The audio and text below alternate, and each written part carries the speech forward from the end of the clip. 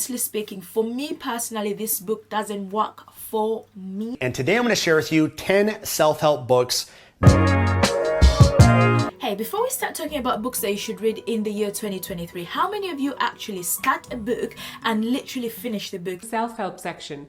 She said if she told me, it would defeat the purpose. 15 books that I read this year. Imagine being able to pick up any book, read it, and remember almost everything. In love with it. This book will make you chase pain, and this one will make you want to ignore and completely deny it. Because I read this study that say that 97% of people start books and never ever finish books. For example, this book, I started it and never finished it, so you are not alone at all. All right, nothing broke. We're good. There is also this narrative about self-help books. The self-help books can be a little bit of toxic positivity, which in a way I do agree with and in a way that I don't agree with. Here I have The 7 Habits of Highly Effective People by Stephen Covey. This is a book that I have been shoving down people's throats since 2017. They literally say the same thing 50 times. They literally just pick out one thing and rinse it out in 200 pages, making the book longer and not you finishing the book. Last 6 years, the number of self-help books released in the US has nearly tripled, growing from 30,000 to over 85,000 books. And I read 100 of them. From The Power of Now to Deep Work to Daring Greatly. I've also noticed when I read self-help books is that depending on how many pages are in the book, it determines whether I'm going to finish the book. The size of the wording in the books helps me as well, and also the way in which they're helping me solve the problem. I'm going to share with you some self-help books that I think would really help you, that I've personally read and I personally like. And if I'm completely being honest with you, there are books that I'll tell you that are very popular, but they do not give you what you can want. They rinse out the content so much. And I've listened to a lot of self-help books on tape too, and there's some of them that I have to shut off. I have to shut off a quarter way, and I feel like someone's lying to me. I'm sorry to be talking about this book because this book is a pretty loved book by everyone, but honestly speaking, for me, I literally do have questions. We'll be doing this and how to do it exactly. Let's get straight into it. The book called The Subtle Art of Not Giving an F. This book is read by everybody, but when it comes to reading this book, for me, when it comes to the end of the book or towards the last pages of the book, I just feel like it is just repeating and repeating things over and over again. I'm going to be taking on self-help books. I bought the biggest selling self-help books of all time. Alex the Vagabond, and in this video I'm going to share with you my 12 favorite books for... So here are some of the books that I would definitely recommend you to try and read, and I'm going to be going through one by one and I tell you why you should be reading this book, apart from one that I haven't yet read, and I will tell you that book and why I'm excited to start reading that book and why I think that it should be a very nice book. Atomic Habits. This book has been talked about by so many people, has been, recommended by so many people. From James Clear, most recently read I read the book Atomic Habits by James Clear. Atomic Habits. This book, Atomic Habits. Atomic Habits by James Clear. Atomic Habits. Atomic Habits. Today, another great book, Atomic Habits. And I'm telling you something, they are not wrong. First of all, let's talk about the text. The text in this book is very easy to read. It's an easy read book. When you start reading the book, it eases you to the next topic and to the next topic and to the next topic. It's not one of those books that makes you feel like, oh, you're dragging yourself to read the book. Now, this Atomic Habit book really gives you things to do with your habits, practical things that you can do to help out with your habits, to make your habits feel better. Let me give you some of the quotes that really helped me when I read this book. It says something here that your habits shape your identity and your identity shapes your habits. New identities require new evidence. If you keep casting the same votes you always cast, you're going to get the same results you've always had. If nothing changes, nothing is going to change it. Decide the type of person you want to be. Prove to yourself with small wins. Now, I've read this book so much. I love this book that I highlighted it every single way out of the book. It's so good to read. I've read it to the very last end of the page. One of the main things that this book thrives on is the small habits. It tells you about making those small changes that would get you to the bigger result that you want to get to. Next book I can tell you that I would recommend you to read in this year if you really want to read is Everyday Confidence. I've talked about this book on my lives. I've got so many people and so many friends who have bought this book. This is one of the books that so many people that follow me and kind of listen to me and see me reading on Instagram have gone ahead and bought this book, because this book is life-changing when it comes to confidence. So the end of this book, it literally talked about something to do with your genes and how genes play a big part in everyone. That we always forget about our genes and how people are and how people are born. For example, you look at someone else's skin and you're like, oh my god, you have wonderful skin, I want to have skin like you, and you keep buying products and products and products and criticizing yourself, forgetting that, you know, it may be down to genes. For example, for me, we don't really have bad skin in my family, so naturally we do have good skin. But if someone sees me, they may think, oh my god, I need to buy all those skincare products that she uses in order to look like that, and it affects how you feel and it affects your mood because of that.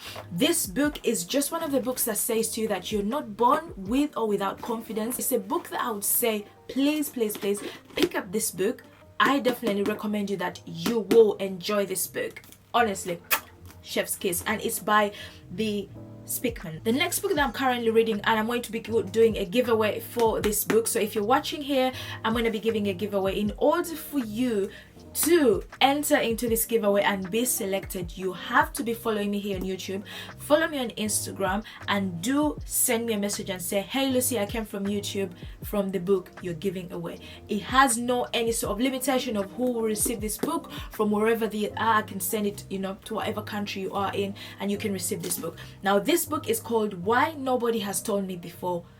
Why has nobody told me this before? Sorry about that. This book is therapy in itself. It is one of the books that I absolutely love. Now this one that I'm showing you is a copy that I'm going to be giving away, but I do have a copy that I am currently reading. It has got a lot of highlighters in it. Highlighters, very key point for you if you're reading. And I love this book so much, to an extent that I ended up buying it twice because it convinced me to pick it twice, let's say. And what I love about this book is that it breaks down everything. It breaks down your emotions, it breaks down how you feel.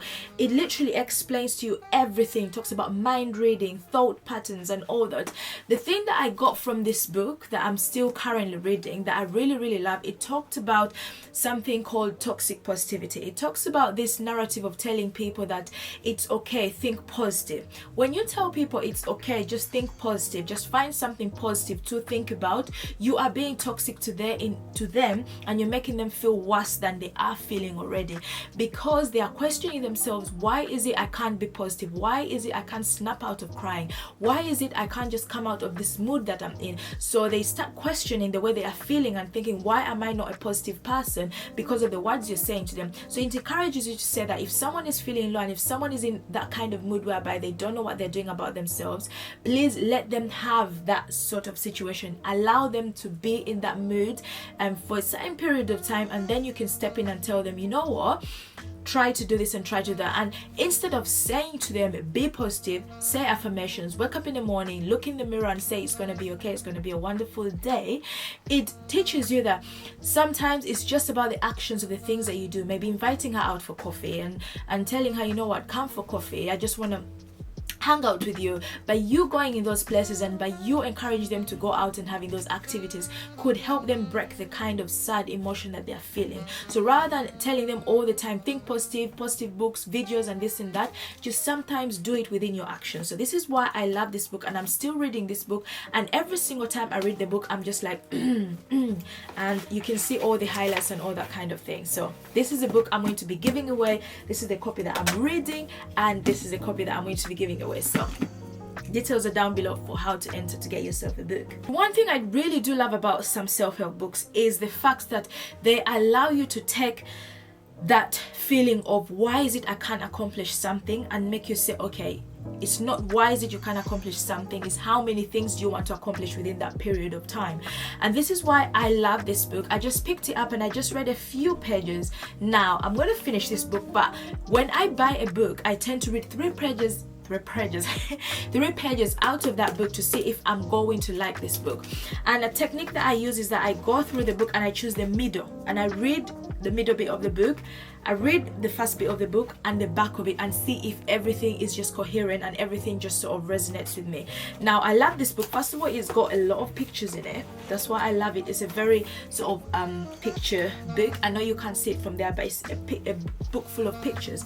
Now, what this book tells you, and why I say that if you're someone who is not too much of a reader, you can read this book. The pages are not so many, and it's a very practical book. This book is called Just One Thing, and it's in the title. Don't know if I can bring it closer here and you can see it just says just one thing. And by saying just one thing, it just encourages you to do at least one thing a day. Wake up in the morning and say, today I'm going to drink water, 2 liters of water, and just do that. Just do that. Just drink the 2 liters of water. And that's all. If you're going to say, for example, it says stand on one leg, maybe you're practicing balance, just do that. There's just one thing you're going to do. For example, you say, today I am going to work out. Just focus on your workout on that day. It's just allowing you to just do one thing at a time, because as human beings, we get into a habit whereby we say, I'm going to do this, I'm going to do this, I'm going to do that. At the end of the day, you have done half of everything, or you have done just one of everything, or none of everything. So it's literally a good book that allows you to practice and gives you an insight of how you can do that, how you can just do just one thing in a day. Is to get yourself this book, because it's just going to really help you as well. One thing I want to say about as well when it comes to self-help books, they are not going to fix your problem, but they are going to talk to you in a way that is going to encourage you to sort of look at the issues that you're facing and you're feeling in a much more better way. You cannot read a book and fail to read yourself. If you read a self-help book and don't read yourself through reading that book, you're wasting your time. You may as well not read the book. Read the book putting practice in everything, and at least read one book if you can, and just concentrate on reading that book. I had this narrative of like, I need to read 10 or 100 books in a year. At the end of the year, what have you learned from these books? What have they given you? So for me, in practice, I say just read one book that you love and put that book into practice. The next and the last book that I would say for this year that you can check out is literally this book, if you can see it here. It is called Mental Fitness. It is 15 rules to strengthen your body and mind. I just love this book. It's by Ant Middleton. I think Middleton. I've seen him in so many places, so many interviews and all that. And the way he talks about your mental fitness is so important, because your mental fitness affects everything else. How you feel mentally sort of affects you how you feel physically. And the body I always talked about as separate entities, but it's only when they work in harmony with each other that one can truly push oneself to the highest heights. And it is so true. When your mind and your body work hand in hand, you're able to achieve so many things. Failure is an engine for growth, and this is why I like it, because so many times you always think that, okay, because I have failed, that is the end of it. But no, failure is when you realize, okay, I am going to do better, or I'm going to do something else. Like, this is not the end of it. It's just so important to give it. It says failure gives you the opportunity to reevaluate yourself. If you are not failing, if there isn't occasionally friction between you and the world you interact with, then you probably have been sliding through life on autopilot and taking an easy route. So anyways, those are the books that I can say that you can try and read out. If there are any books that you feel like, you know what, I should try and read, let me know, because those are the books I have read so far.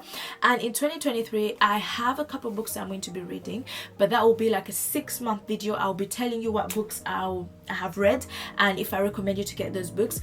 And the 2 books that I personally don't like, because I said I will tell you about these books, and I know this is it's not nice to really talk about this, because the time and effort that is put into the books is very important. And the 2 books that I personally am not a fan of is literally this one, The Subtle Art of Not Giving a Fuck. It's really good. At the beginning of the book, it's really nice and good, but when you get towards the end part, that's where I lose it. I have read this book twice and I've had the same feeling twice. That's the thing with me. The other one is High Performance. Now, if you're in England, you know that these people are very popular. Jack Humphrey and Professor Damien Hooks. They're very popular here in the UK, and they do have a podcast as well. But honestly speaking, for me personally, this book doesn't work for me, and the reason as to why this book doesn't work for me is because of the repetition in the book. It doesn't give me like an oomph. It's like having a podcast but in a book version. This is what this book is. It's literally having the podcast they have in a sort of a book version, so it gives you examples and stuff. Don't get me wrong, it has good titles, it may work for you. You know, it talks about high performance behavior. Then the first page is talking about this athlete or this popular person who has gone through this and has been able to achieve that. For me personally, I want to know, how can I be a high performer? What skills and what actions can I do? Someone else's way is not my way. Maybe I may relate, but to be honest with you, maybe I don't. But anyways, those are the books that I can recommend for you to read. I hope you really enjoyed this video. Leave it down in the comments for the books that you feel I should read, the books that you have read, and the books that you think you would try. Okay? All right.